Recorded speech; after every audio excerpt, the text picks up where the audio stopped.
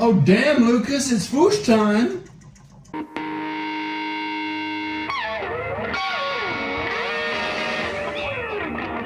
Surprise! Okay, people, welcome back to another Fwoosh Weekly. As always, I'm Robo, and yep, it's an early weekly. A pre-weekly. A prequely. No. A quick weekly. A queekly.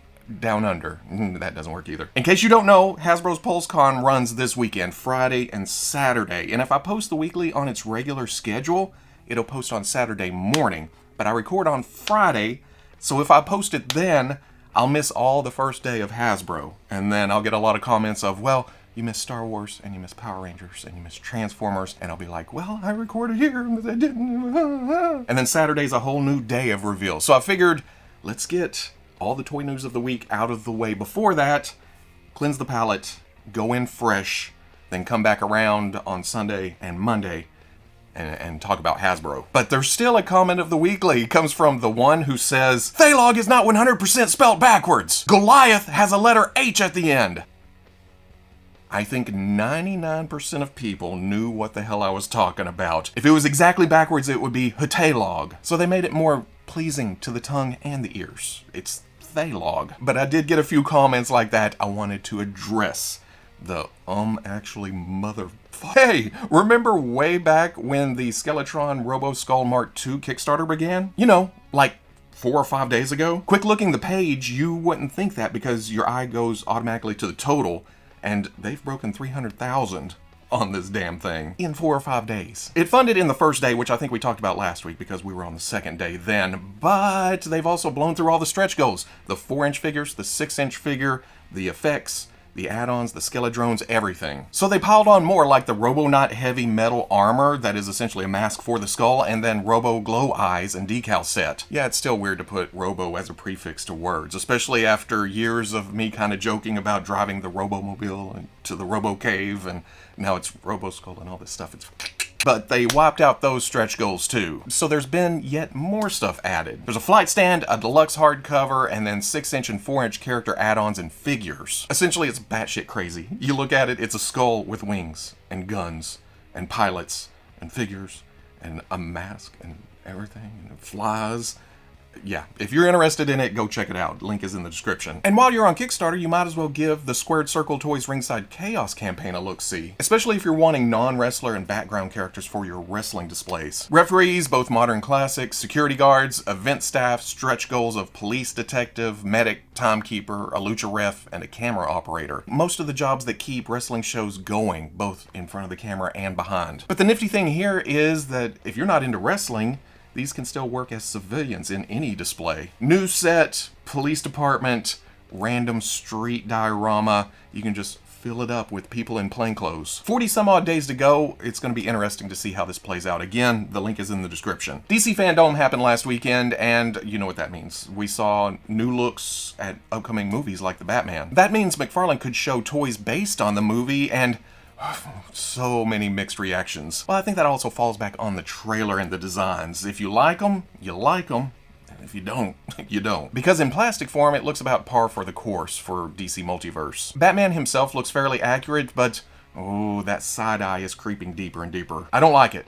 Well, okay, I like it as an option, an alternate head, to give the figure a little bit more personality, but I don't like it as the only option. Catwoman actually looks like a cat burglar, but there's also faint feline features. The Riddler is probably the most divisive, and if you're a Monday Night Fwoosher, you know I looked that up because, ooh, pronunciation. He's a dude in a raincoat, mask, goggles, and an ice scraper, or a garden trowel, something. And why is he riding an invisible motorcycle in the package? Are they introducing transparent vehicle technology? We working up to another Wonder Woman movie? But speaking of motorcycles, the Batcycle does look pretty slick. Absolutely no bat flare, but you can look at it and go, well, okay. If you were in a parking lot and walking past, you thought, yep, that's Batman's. Gotta be. Or maybe I'm just saying that because it's in a line called the Batman with Batman riding it. Who knows? I'm full of shit. I dig that it comes with a gripping hand for Batman to ride the Batcycle because we'd hate to put too much plastic in the actual Batman package. $20 a piece except for the Batcycle. That is $30. These are due out in January. But that's not all from Todd. This week we also got our first look at the next wave of 7-inch Spawn figures. And why wouldn't we see more of these? This is his baby.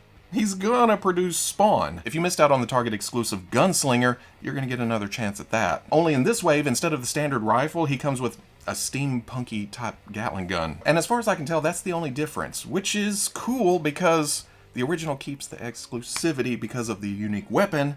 This one gets out to everybody who couldn't get the first one, so win-win. Redeemer is also getting a reissue in this wave, but with a much darker color scheme. Am I wrong in thinking that the original line also did this, where we saw several different flavors for Redeemer? Plus, it just looks like a badass figure. You put big wings on it, and then there's... is the Batman Riddler in the Spawn universe too? No, that's just Soul Crusher, the living, breathing embodiment of Target pre-orders in plastic form.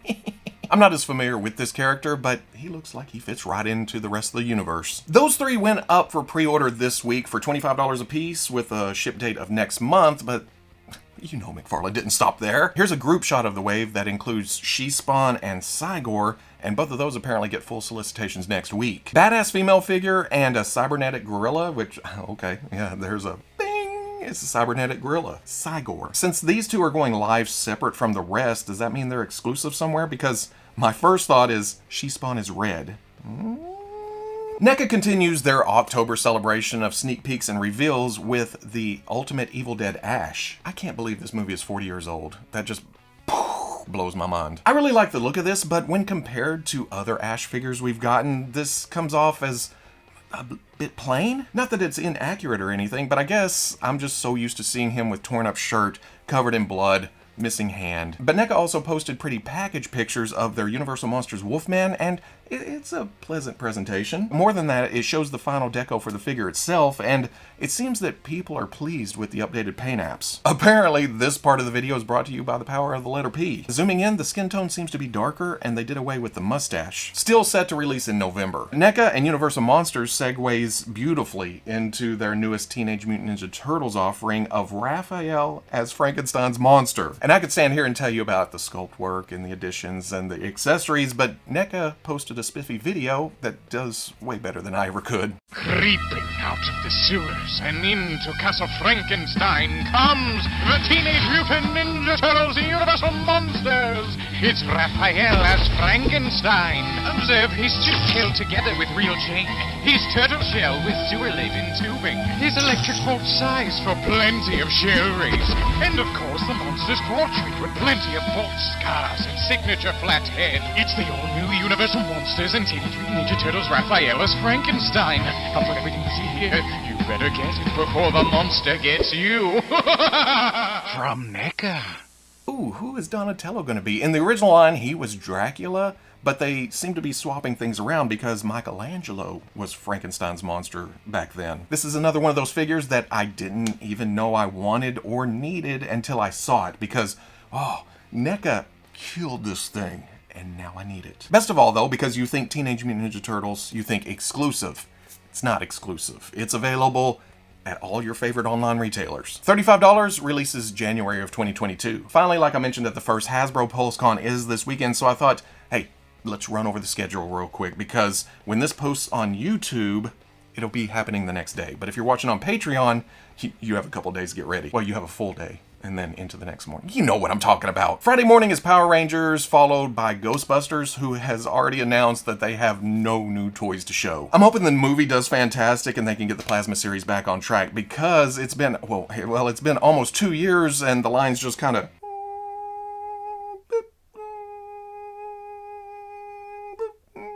Then it's Transformers, then it's Star Wars with 2 panels. The first is the standard panel where we hopefully we'll see some new Black Series reveals. Something in plastic form, or at least prototypes, because Pipeline is okay. That promise of sometime in the future we're gonna give you these toys, but who knows when, but I like seeing some toy. And then the second panel is for the HasLab Rancor, which I assume is going live soon after that, sometime. And as much as I dread spending the money, I'm ready to see what the Rancor actually looks like. I don't know why I'm looking over there hoping... Rancor! Saturday starts off with G.I.Joe Classified series, and this is another line that I'm hoping kicks off with a bang. Ignore Snake Eyes, Hasbro. Just go back around, give us some of that classic goodness with some updated attributes, and we're there. That moves into Avalon Hill and Fortnite, and while I haven't actually laid hands upon the Victory Royale series, and I'm still having trouble getting that out, Victory Royale series, I'm hearing good things, so I'm afraid once I actually see them in store, I'm not going to be able to resist. On top of it being Fortnite and fun-looking figures. There's Nerf, there's Magic, there's Weezer. Weezer is the opening act for the Marvel team, who caps off the day with some Legends goodness. On the surface, it seems like a crazy long con, but it's just 4 hours a day. And I say just because if this was an in-person convention, I would probably spend 4 hours a day walking and standing in line. This is me making a point. I don't know why it starts on a Friday though, Hasbro. You're messing up everybody's schedule. When I did the last weekly, I actually thought it was Saturday and Sunday. That's why I said, okay, it'll be a weekly. We roll right into Hasbro, but So instead, Preekly.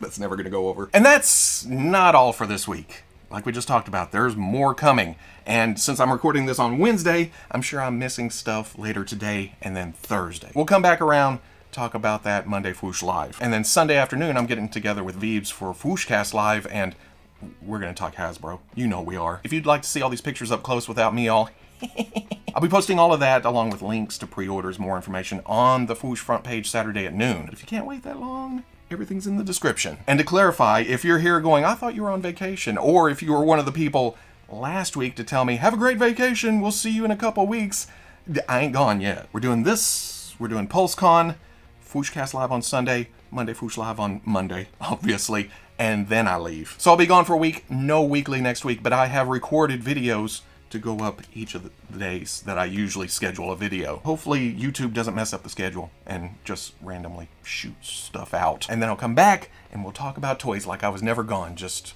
If you enjoyed this Fwoosh Weekly, comment, like, subscribe here down under. Much love to the plus. If you're interested in seeing videos early or in a position to help out the channel, patreon.com, or wherever you may be watching this, I'll always catch you on the Fwoosh. I have actually had 4 non-blondes stuck in my head all day. I was going to try to work it in here somehow. I thought, well, this weekly may be short and sweet. It may become too repetitive, too annoying. Not that that's ever stopped me before, but I just rolled through the weekly, and maybe we'll do that some other time. And I say, yeah, yeah, yeah.